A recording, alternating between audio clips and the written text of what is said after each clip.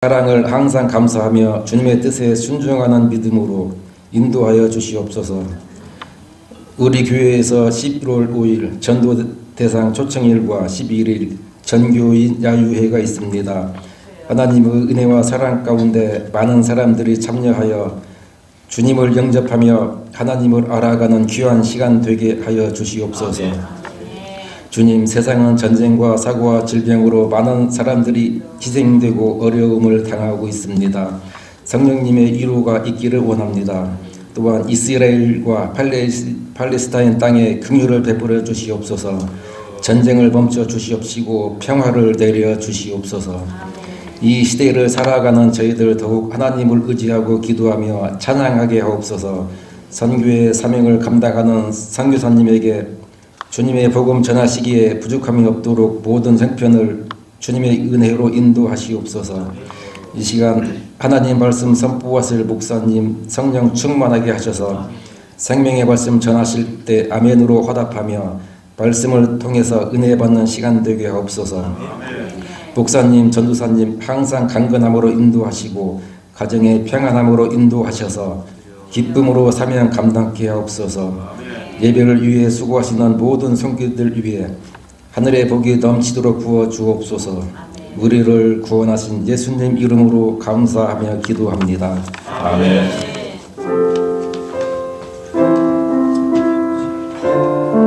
할렐루야. 할렐루야. 예, 주일 예배 오신 여러분들을 예수님의 이름으로 환영하고 축복합니다. 축복합니다. 예, 참 잘 나오셨습니다. 이 주일 아침 또 오늘 하루 온종일 일주일의 삶 가운데 그 하나님의 사랑과 은혜가 충만하시기를 예수님의 이름으로 축원합니다. 예, 주신 은혜로 여러분들의 삶 승리하시기를 예수님의 이름으로 축복합니다. 예, 이 시간 말씀 함께 찾고 나누도록 하겠습니다. 요한복음 6장 1절에서 15절까지 말씀입니다. 아멘. 우리 방금 함께 나눴던 이 말씀으로 주보에도 나와 있듯이 기적을 통한 예수님의 뜻이라는 제목으로 함께 은혜를 나누도록 하겠습니다. 기적을 통한 예수님의 뜻입니다. 오늘 말씀은요, 아마도 여러분들이 수도 없이 많이 들은 이야기일 겁니다. 유명한 오병이어 이 기적에 대한 말씀이죠. 이 보리떡 5개와 물고기 2마리로 남자만 몇 명? 5,000명을 먹이시고 몇 광주리? 예, 12광주리 남은 사건입니다. 그런데 여러분 아십니까? 이 본문의 이 진정한 핵심은 사실 기적이 아닙니다.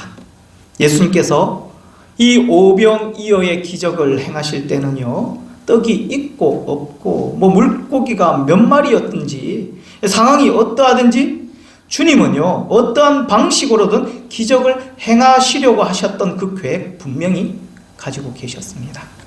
많은 이들이 예수님을 향하여 말씀과 이 천국의 복음을 들으려고 들판으로 쫙 몰려 나오지요.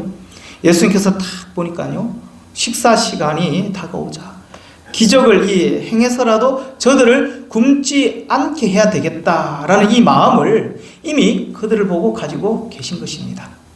예수님 마음 안에서 기적은요, 이미 기정사실이 되어버렸던 것이지요.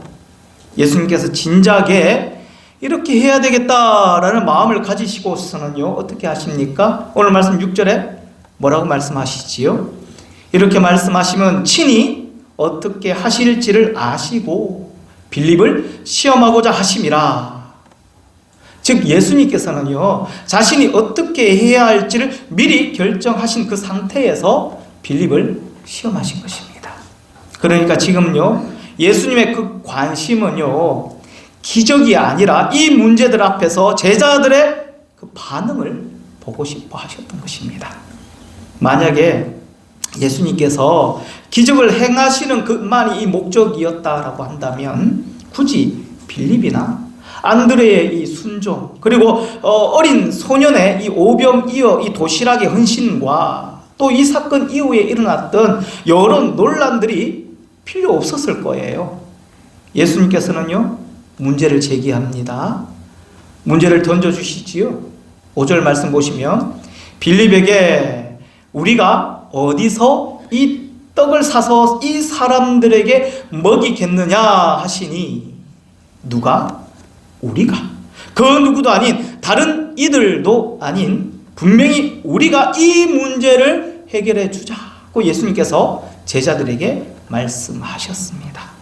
왜 빌립에게 이 문제를 먼저 제기하셨을까요? 그 자리에 많은 제자들도 있었는데 왜 빌립에게 이 문제를 먼저 제기하셨을까요? 그 이유를 6절에서는 뭐라 말씀하고 계시지요? 빌립을 시험하고자 하심이라. 빌립이 이 문제에 대해서 어떻게 생각하고 풀어나갈지 예수님께서는요 궁금하셨던 거예요.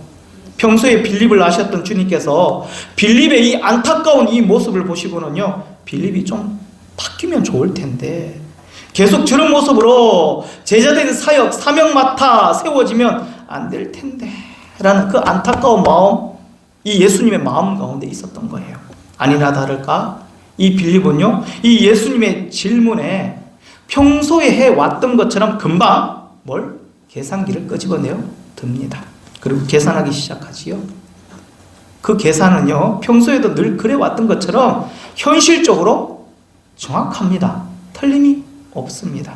현실 반영을 그대로 정확하게 틀림없이 적용한 계산의 결과입니다. 바로 남자만 5,000명에 대한 식사 비용을 착착 계산의 결과로 도출해내지요. 7절 말씀 한번 같이 읽어보도록 할까요?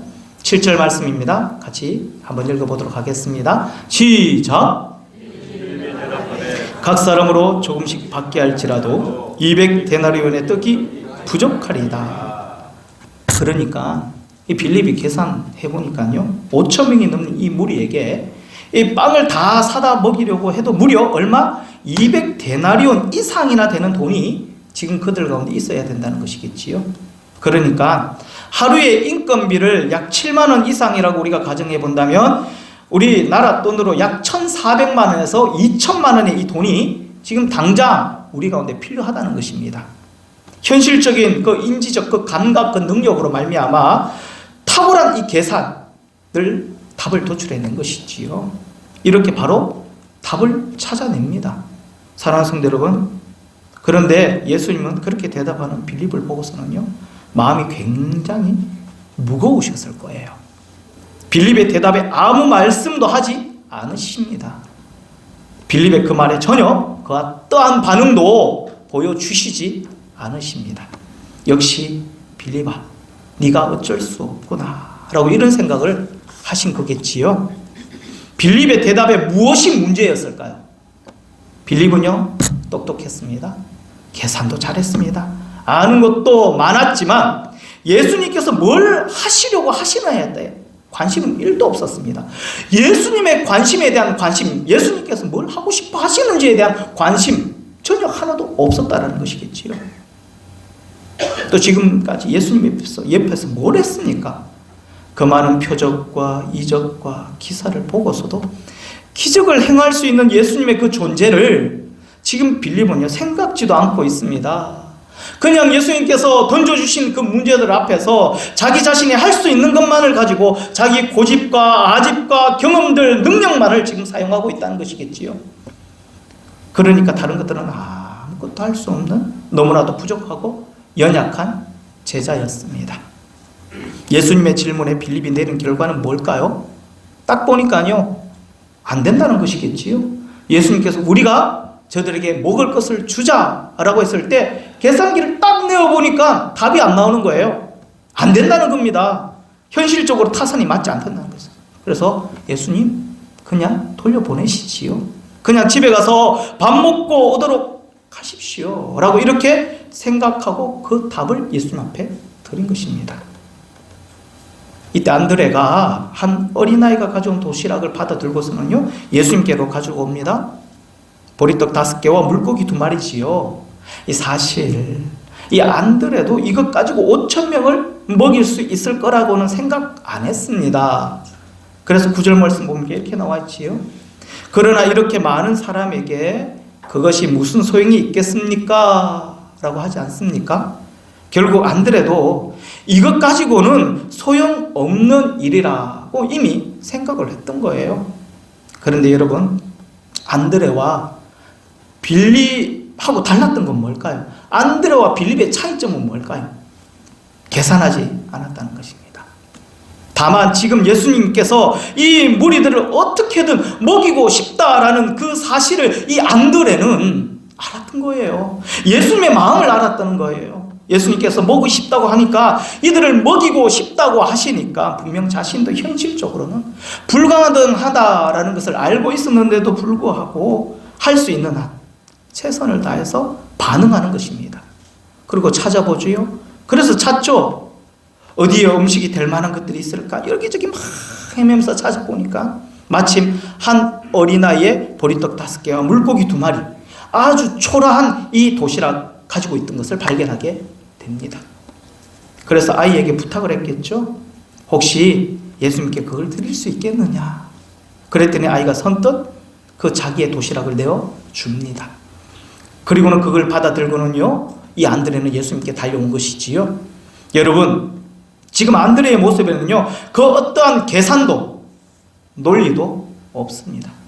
한 가지 분명한 사실, 예수님께서 이 무리들을 먹이시려고 하시는 것과 자신이 할 수 있는 것은 지금 이것밖에 없다라는 그 사실에 집중하고 있는 거예요.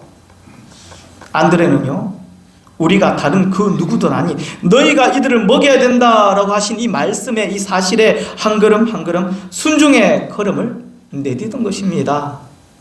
결국 여러분, 안드레의 이 순종을 통해서 한두 명이 아닙니다. 5,000명이 넘는 그 무리들이 다 먹고도 12강주리를 남기는 놀라운 그 기적을 모두 다 함께 경험하게 됩니다. 예수님께서 말씀의 반응을 원하시는데 다른 이들이 아닌 바로 너희가, 우리가 순종해야 된다고, 순종함으로 이 문제를 풀어가야 된다라고 이들 가운데 말씀 주셨지 않습니까? 사랑하는 성도 여러분, 솔직히 저는 이 말씀을, 오병이어의 이 기적을 접할 때마다 이 마음이 찔리는 것은 제가 바로 빌립과 같은 이 성량의 사람이기 때문에 그렇습니다. 그렇다고 해서 매사에 계산하고 재는 것은 아니지만요, 현실을 무시할 수 없습니다 라고 하고서는 믿음의 역량을 점차 현실에 맞춰서 믿음의 그 능력들, 그 역량을 제가 줄여나가고 있더라고요. 줄이고 있더라고요. 현실과 타협하려고 은근슬쩍 이렇게 저렇게 눈치를 보고 있더라고요. 과연 예수님께서 무엇을 하시려고 하시는지라기보다는요, 이 상황이나 환경, 그리고 성도들의 이 반응에 제가 지금 초점을 더 맞추고 있더라는 겁니다. 내가 이렇게 하면 현실을 무시한다라고 성도님들이 눈치를 주지 않을까?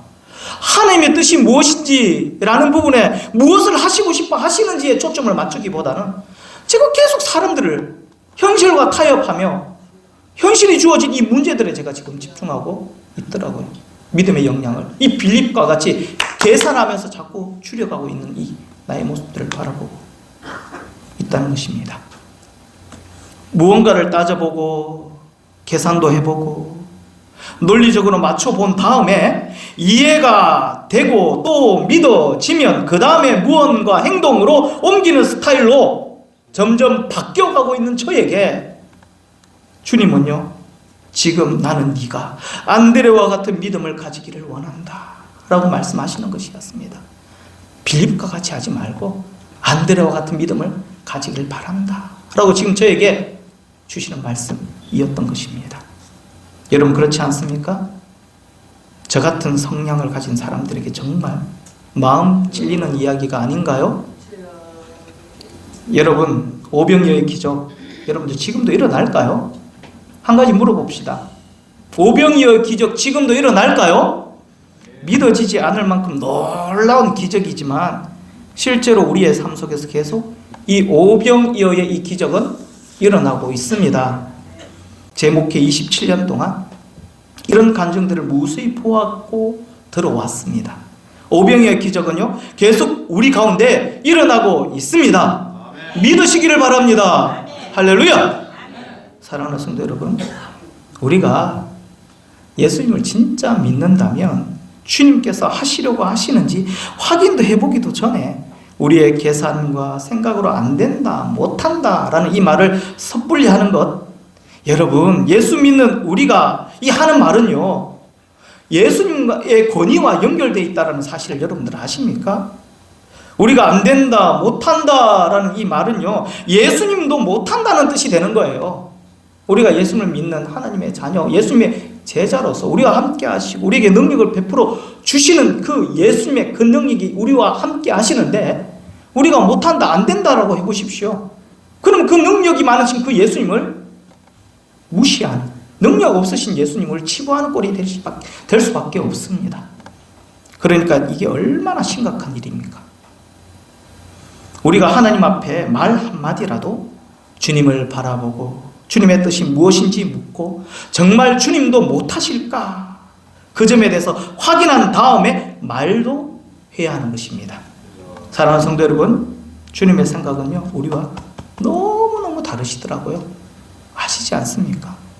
뒤에 12절에 보시면 그들이 배부른 후에 예수님께서 제자들에게 이르시되 남은 조각을 거두어 버리는 것이 없게 하라고 말씀을 주셨습니다. 왜 이렇게 하셨나요? 이게 무슨 의미인가요? 그 떡 부스러기를 다 모아봤더니 몇 강줄이? 12강줄이나 됩니다. 그런데 그 엄청난 기적을 행하신 분으로서는 잘 이해가 안 되는 지금 말씀을 하신 거예요. 만일 떡이 더 필요했다면 기적을 더 행하시면 되는데 왜 굳이 먹고 남은 그 부스러기를 모아서 12강줄이나 만들 이유가 있었을까요? 전략하라는 건가? 낭비하지 말라는 뜻인가? 그렇지 않습니다. 요한복음 6장 저 뒷부분에 보시면 사실 예수님께서 이 떡을 무리에게 먹이신 것은요 단순히 이 배고픔을 해결해 주시기 위함이 아니었습니다. 그러니까 예수님께서 진짜 주시고 싶으셨던 것은요 바로 생명의 떡인 예수님 자기 자신이셨습니다. 그래서 6장 저 뒤에 보시면요 썩을 양식을 위한 것이 아닌 내 살을 먹으라 라고 말씀을 주신 이유이기도 합니다. 예수님께서는 떡을 떼어주시면서 이것이 내 몸이니 그러니까 그 부스러기 하나라도 버리지 말라라고 하신 것이에요. 부스러기 그 교훈으로 생명의 떡이신 예수님의 몸을 생각하라고 12강줄이나 모으게 하신 것입니다. 그러니까요 우리는 당시 그때만의 그 상황을 가지고 현실 안에서 이 문제들 속에서 어떻게 예수님을 다 이해할 수가 있겠습니까? 예수님이 하시는 일, 계획하시는 일, 하시고자 하시는 그 일들을 우리가 다 이해하고 알아낼 수가 없다라는 사실입니다. 여러분, 빌립이 왜 계산을 했을까요? 가진 것이 없기 때문입니다. 몇백만 원, 몇천만 원, 수십억이 있으면 이런 일쯤이야 금방 해결할 수 있었겠지요. 그러나 빌립도 공동체도 가진 것도 없었고 그 사실을 빌립 자신뿐만 아니라 누구도 예수님도 너무나도 잘 알고 계셨던 거예요. 그런데 여러분 우리가 정말 주님을 믿고 바라보게 되면 우리 자신이 부족하고 연약한 것은 오히려 문제가 안 된다라는 걸 알게 됩니다. 빌립은요 그들이 가진 것이 없으니까요 5,000명 이 무리를 먹일 길이 없다라는 이 결론을 내리게 된 것입니다. 그런데 여러분 우리가 진짜 예수님을 믿게 되면 내가 부족하고 내가 가진 것 없고 내가 모자라고 이건 문제가 되지 않습니다. 오히려 그게 우리에게 더 유익합니다. 왜죠? 예수님을 더욱더 의지할 수 있게 되니까요. 그게 더 유익하다고 사도 바울은 이 진리를 깨닫게 되지요. 그래서 고린도후서 12장 10절에 뭐라고 고백하고 있습니까? 그러므로 내가 그리스도를 위하여 약한 것들과 능력과 궁핍과 박해와 곤고를 어떻게 기뻐하노니 이는 내가 약한 그때의 강함이니라 말씀하고 있지요. 내가 약한 그때의 강함이니라. 할렐루야. 아멘. 예수님을 진짜 믿게 되면 내가 약한 게, 부족한 게, 못한 게 오히려 더 기쁨입니다. 왜죠? 그때 내가 더 강해지니까요. 이 주님의 역사가 더 나타나게 되니까요. 그래서 하나님이 택한 그 제자를 부르실 때는요 어떤 자를 택하신다? 미련한 자를 택하여 지혜로운 자를 부끄럽게 하시려고, 약한 자를 택하여 강한 자를 부끄럽게 하시려고 천한 것, 없는 것, 멸시받는 것, 그런 사람들을 일부러 나 같은 자를 선택하신다는 것입니다. 여러분, 이 사실에 눈이 뜨이시기를 축복합니다. 그러면 여러분들의 지금의 이 환경과 여건, 그리고 여러분 그 자신의 부족함에 대해서 결국 노임을 받게 되는 거예요. 자유함을 누리게 되는 것입니다. 보리떡 5개와 물고기 2마리, 누구 거였나요? 바로 어린아이의 것이었습니다. 여러분 한번 생각해 보십시다. 주님이 하고자 하셨던 그 일들 가운데 도와줬으면 하는 그 대상이 어린아이가 나을까요? 어른이 나을까요? 아무래도 어른이 일을 더 잘하겠지요. 그런데 희한하게 예수님께서는요, 이 5,000명이 넘는 이 무리들을 먹이실 때에 어린아이를 데리고 일하셨어요. 지금도 마찬가지입니다. 오히려 연약하고 부족한 자, 날마다 심령이 가난한 자, 애통하는 자를 하나님께서 불러 세우시고 사용하신다라는 사실을 잊지 마시기를 바랍니다. 사랑하는 성도 여러분, 우리의 생각과 계산을 주님께서는 동의하지 않으십니다. 다시 한 번 더. 우리의 생각과 계산을 주님께서는 동의하지 않으십니다. 주님이 보시는 기준은 딱 하나이지요. 진짜 주님의 마음을 품고 오직 자기가 할 수 있는 한 순종의 그 걸음을 내딛는 그 사람, 그 다음부터 주님이 역사하시는 것입니다. 사랑하는 성도 여러분, 항상 주님을 주목하고 주님의 뜻을 구하고 주님이 원하시는 대로 내가 할 수 있는 한 걸음 한 걸음 이제부터 순종할 것이다, 이런 각오로 살아보시기를 소망합니다. 그러면 여러분들의 삶 속에 오병이어 간증이 계속 차고 넘쳐날 거예요. 여러분 환경이 어렵다는 것, 여러분 자신이 부족하다는 것, 여기에 매이지 말고 저는 오직 주님만 바라보고 그렇게 살아보겠습니다. 제가 불평 원망하지 않고 계산하지 않고 내가 할 수 있는 것 주님께 드리고 그리고 주님의 말씀에 순종하겠습니다 라고 한번 결단해 보시기를 바랍니다. 그리고 한 걸음 한 걸음 순종의 걸음을 한번 걸어 보십시오. 놀라운 일들이 펼쳐질 것입니다. 요단강이 쫙 갈라지게 될 것이고 그 갈라진 요단강 그 중앙으로 마른 길을 여러분들이 걷게 하실 것이며 오병이어의 그 궤적들을 12강줄 뿐이겠습니까? 여러분들 눈앞에 펼쳐 보여주실 것입니다. 이 놀라운 기적의 주인공들이 되시기를 예수님 이름으로 축원합니다. 순종만이 답임을 기억하시는 저와 여러분들이 되시기를 예수님 이름으로 소망합니다.